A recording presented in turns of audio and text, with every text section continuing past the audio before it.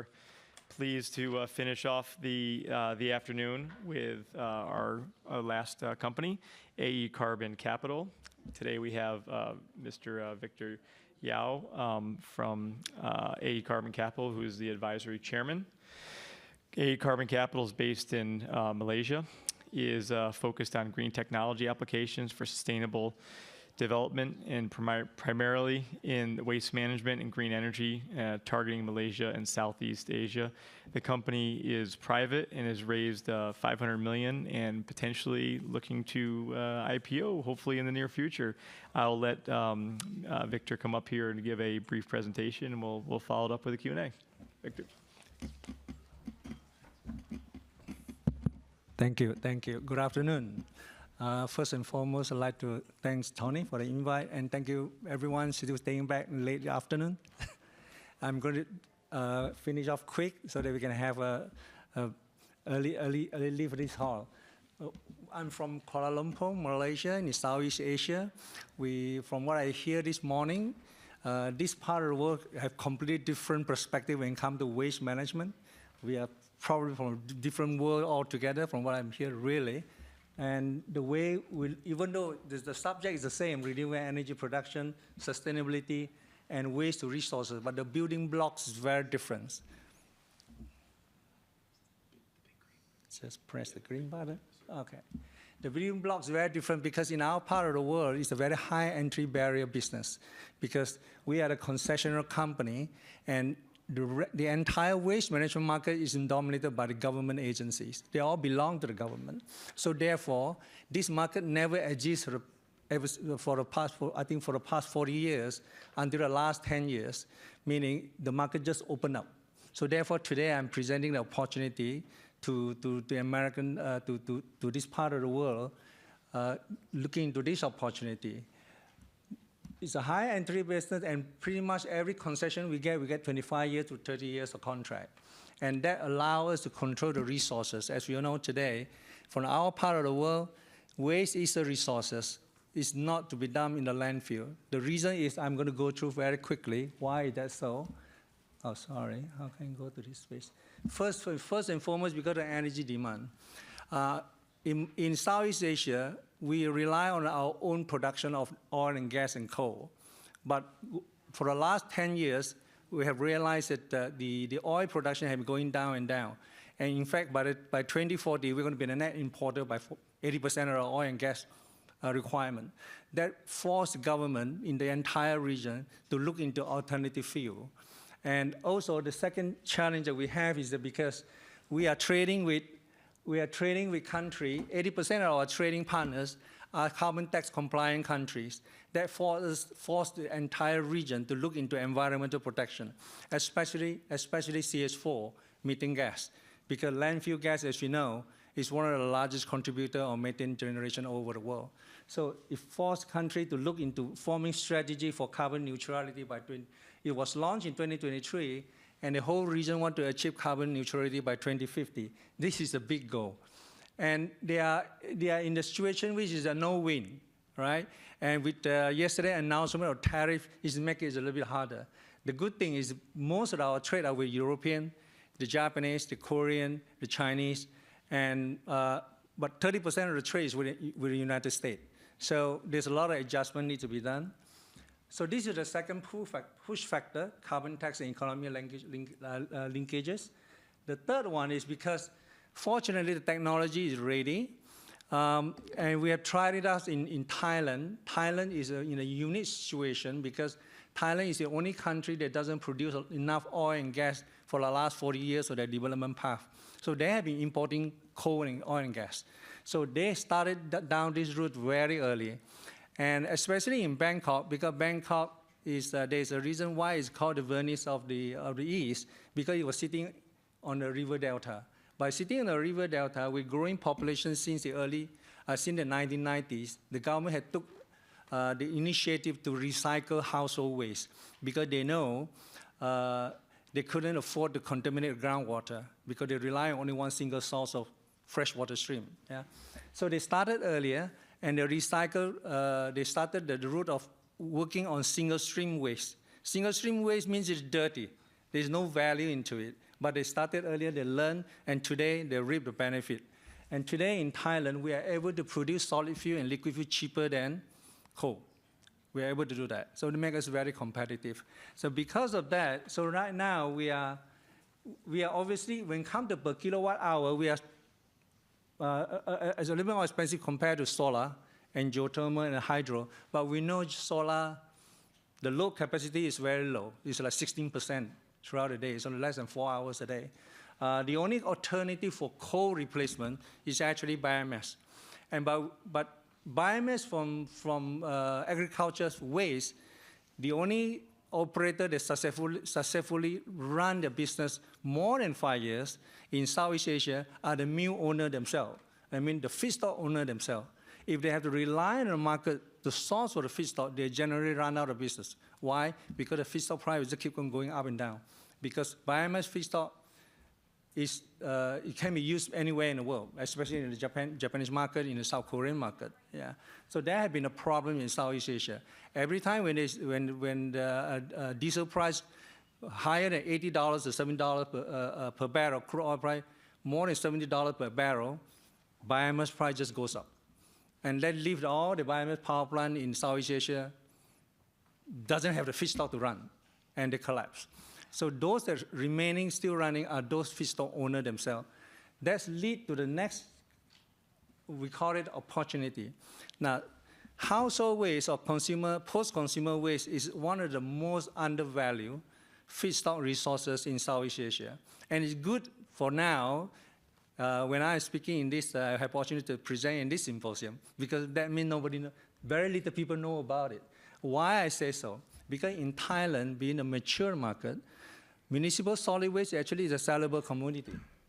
Yeah, whoever owns the concession, without doing anything, you actually can just take the tipping fee and sell it on to the next player who do the downstream processes. Is that competitive? Why is that so? Because cement kiln, power plant, they are mandated to co-combust with coal. They are not allowed to combust 100% coal today. COP28 says so. They have to go. So today in Thailand, there's a requirement for them to co-combust up to 30%, which is a very tall order. Yeah, there's just not enough. So therefore, this cement company, they go all over the Southeast Asia, working with companies like AE Carbon, signing on concession, literally to secure the feedstock. That is where we are today. Yeah. The good thing is the rest of the Southeast Asia doesn't know about this. So when they don't know about it, meaning they have an open door because of the two key building blocks I was talking about, the push factor because of the carbon tax environment, and also the energy demand requirement. So they are opening the door and say that, hey, if you come to my country and invest, we allow you 100% ownership. This had never happened before. 5 years ago, if we walk into Indonesia, walk into Philippines, walk into Vietnam, walk into Thailand, walk into Malaysia, we say that I have a great technology to recover resources from municipal solid waste. They will say, okay, you can do that, please welcome, but the local must have 51%. That's number one. Number two, and then they will say that, can you bring all the capital? We have very limited resources to pay in the form of tipping fees. Because in our region, tipping fees generally stay at around $10 per ton, which is almost impossible for WTE to operate efficiently. That is the reason why almost all WTE operators in Southeast Asia collapse.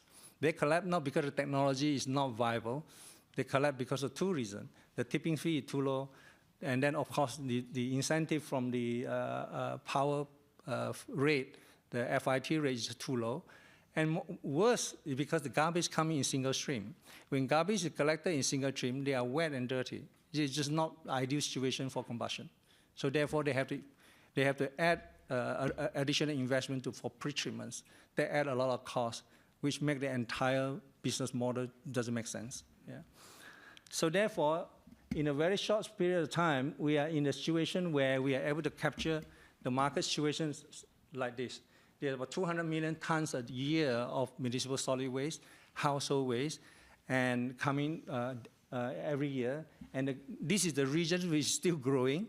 Like it or not, we are still multiplying our population. In the next 15 years, there's going to be an additional 250 million of new kids on the, in the community, so we have to handle. So that is the reason why in the next 15, 20 years, energy demand going to double. It's not only because of the organic growth of the economy, but because of added population, yeah. And right now we are a middle income economy, and waste management right now is only a 34 million market, yeah, in Southeast Asia right now.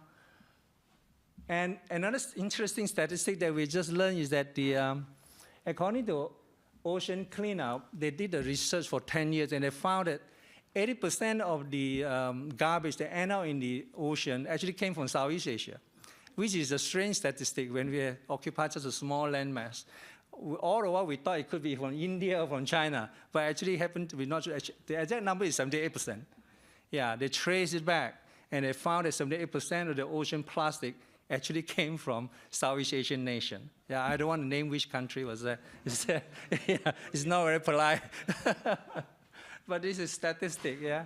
So, and this is the world market, but the table, the chart I would like to see on the right-hand side is that when it comes to municipal solid waste, the world market, the global market, 58% is in Asia Pacific.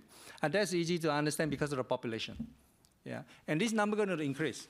Yeah, because this is the region where population is still increasing outside of China. Yeah.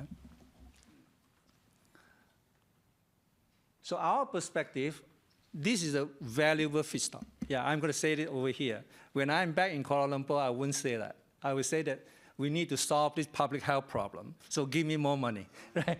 But over here, I would say it's a valuable feedstock. Why is that so? Because it's community-oriented. So therefore, when we sign on a contract for 25 years, the feedstock is going to grow for the next 25 years. And we have experience doing this. You're going to grow on a rate about 3 to 4% a year. So therefore, the way to do it is to implement modular system in the manufacturing method so that we can add on line or processing every time when the capacity demands so. And when you look at it, when we look at it that way, it actually meets several priorities. It actually provides a form of sustainable fuel supply, which is what we are doing right now. We actually transform garbage, single-stream garbage, into liquid fuel and also solid fuel. Solid fuel is a direct replacement or alternative for coal combustion. Liquid fuel in the form of diesel. But the last few years, that paradigm have a little bit shifted because of circularity. So a lot of demand to return it back into plastic oil so that it can return as a building block for polymer.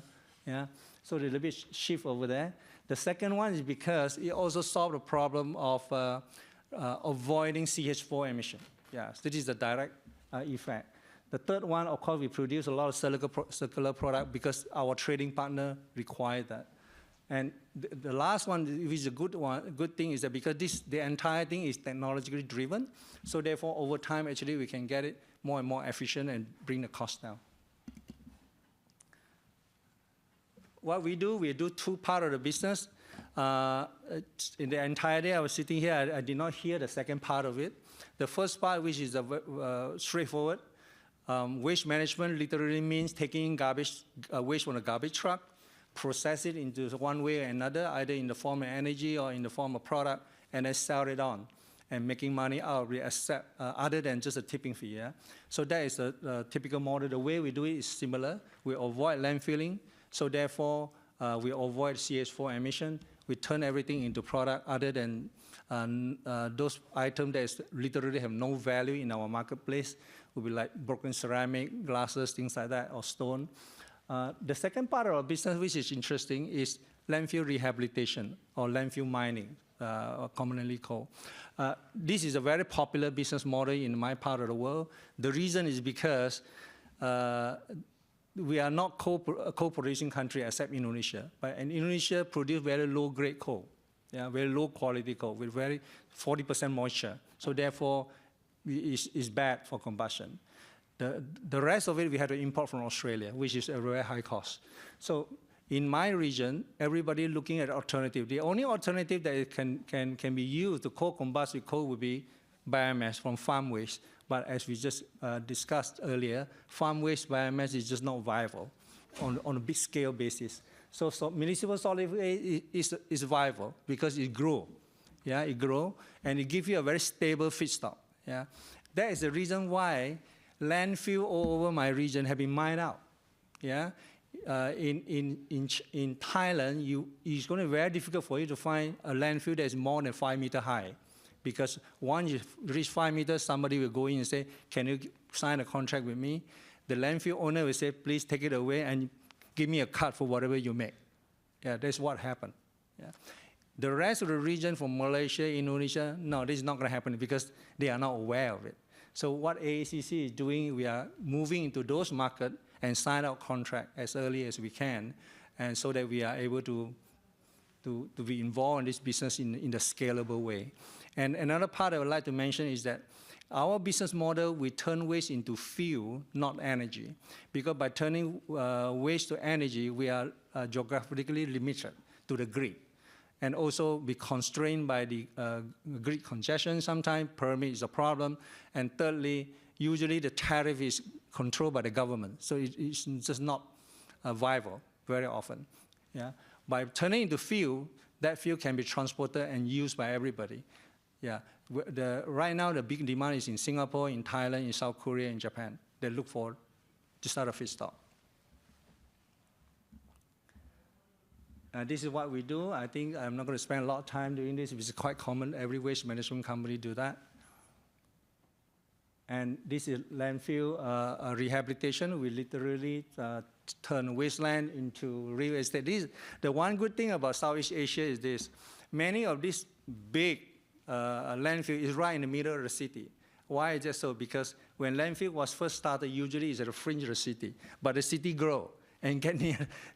Over the next 20 or 30 years, that landfill become part of the city center. And it's actually happening. So we get a lot of invitation to do that. Right now, we do have contract like this. So our contract look like this. We enter into a contract with the government, and they will say that, okay, you clean out the landfill. I don't have money to pay you, but you are entitled to whatever resources you get. Landfill gas, the solid fuel that you earn from there. Subsequently, once the land is ready, let's discuss how to develop it. And the business formula is that we become the majority owner of that piece of land. This is our project in Penang, our first project in Penang, which is the semiconductor state of Malaysia, and also several pieces of valuable land right in the middle of the city.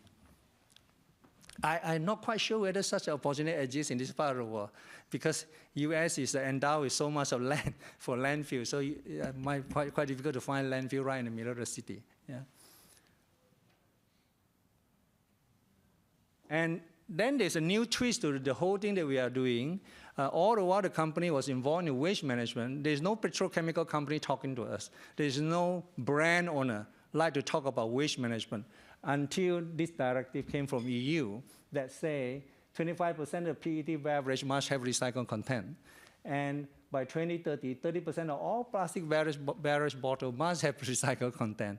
And of course, the rest of the story. So today, there's a lot of company moving into this space. This is what happened today.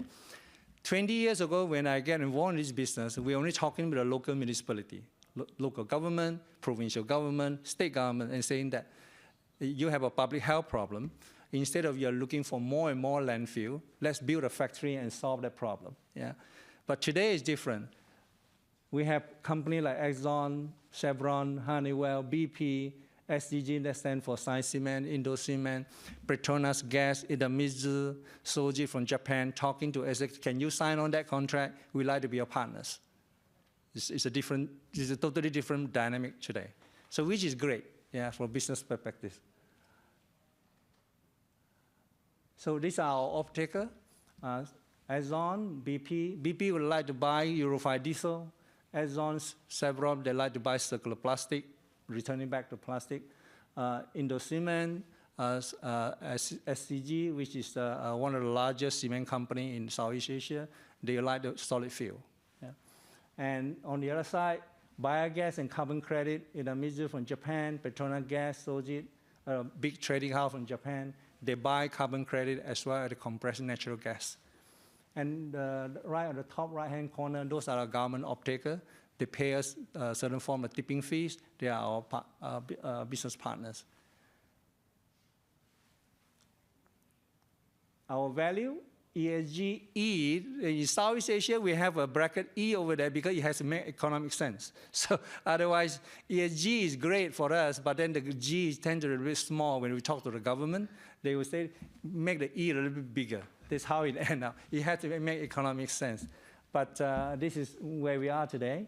The big one is reduce landfill footprint, which is good because at the back end, we always get a land. Yeah. We are right now talking to a stakeholder in major city in South Asia, working on developing, rehabilitating landfill land right in the middle of the city. Not for reason of landfill, not for reason of capturing the gas because it was a quite old landfill, but for recovering the real estate value. And then improve governance, obviously, because some of the video that we see in maybe National Geographic, where scavengers are living off landfill. Those are real pictures. By building our factory, by moving waste from landfill to a factory, actually we are able to transition those, in a way, workers in an informal economy to a very formal economy. So I think it's a good thing for the local community. So we'd like to invite, present this opportunity. We actually have a good opportunity to be a first mover in Southeast Asia because AE Carbon is the only company that have been able to bridge or so-called cross-border jurisdictional area when it comes to signing up concessional contract. We are already in 5 countries. We have concession in Malaysia, Philippines, Indonesia, Vietnam, Laos, and of course Thailand.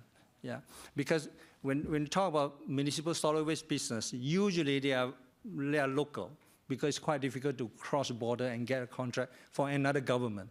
But we managed to do that because the founding member of this company, they were a pioneer in this industry in Thailand. In fact, literally the entire Southeast Asia. Yeah. So therefore, they have a lot of good networking relationship with the regional government, especially in the DOE and also the so-called local government authorities. Yeah. That's how we are able to break into so many countries in such a short space of time. Today, this is a very short summary. It's the conversion of a demand for circular plastic, a demand for CH4 avoidance, a demand for sustainable energy, plus the technology is ready today because literally we are cheaper than coal today. And that translate into a 100 billion market today instead of 34 million in Southeast Asia because we're just adding value. Yeah. And beyond that, beyond Southeast Asia, actually what we are doing actually is applicable across all developing economy where garbage is collected in single stream, dirty, contaminated, and totally non-recyclable. Yeah, in the industrial term, non-recyclable. But we have found a way to make it cheap and able to recycle them. This is our forte. Yeah. So therefore, the entire exercise can be replicated. We have proposal as far as even Afghanistan, who came up with a 2.6 million budget and said that can you come do a preliminary design for Kabul. Interesting place. Now, of course, we're not going to go there. Yeah. Because they have they try to figure out how to solve the municipal solid waste problem, so they found us. Yeah. This is the team that many of them work in Thailand. Yeah. So because we are a startup company, we are pre-revenue, so almost every one of us work on volunteer basis. For the past 15 years, we have no debt. We are self-funded. We have our first project already on the ground today. We have started our work and begin the construction. Right now, we are still self-funding the entire process. This is just an image of the old plant where our experience comes from. We're back in 2003. These are the newer facility in Thailand. They are all these are in Thailand. These are the so-called proof of concept. Put it this way, proof of concept. References. Also to show that the technology is stable. It's not like we are inventing new technology because it has been duplicated in Thailand, many places. The commercial model work, yeah. As well as some of the higher end technology in Europe that we are going to use. And because this is a disruptive business model, because we approach the provincial government and say that give us a waste, we're going to add value to it instead of disposing it in the landfill. because of that, we are able to capture market in the short space of time. Right now, we are standing at 3 to 5% market share. Yeah. And we are so confident we are able to get it to 20% if we have the right funding and commitment to do it. Why is that so? Because every time when we sign a contract, there is a timeline that we have to meet. Otherwise, there will be penalty clauses. That's the reason we are standing away, slowing down a little bit. Many of the contracts that we have on the pipeline, head of agreement, things like that, they were putting on the table and said, no, we are not ready yet. We want to roll out the first 6 projects that we have signed on. Yeah, this is where we are right now. And another good thing is that debt market is ready. So we have raised $330 million of debt in the form of multi-currency ASEAN bond. So right now we are in the roadshow to raise the matching equity to match this debt. The money will go into a trust account managed by the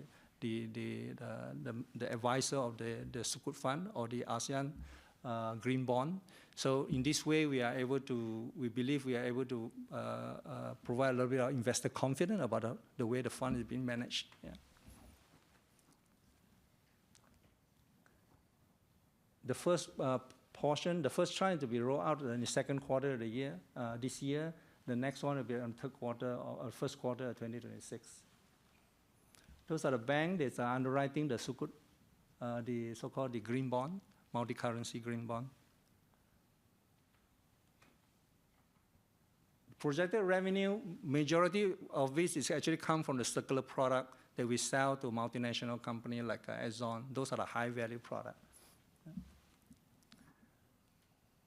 And this is based on the 6 contracts that we have in hand, this is a summary of the financial metric that we can show over here. Typically, each project has a payback of less than 5 years. Yeah.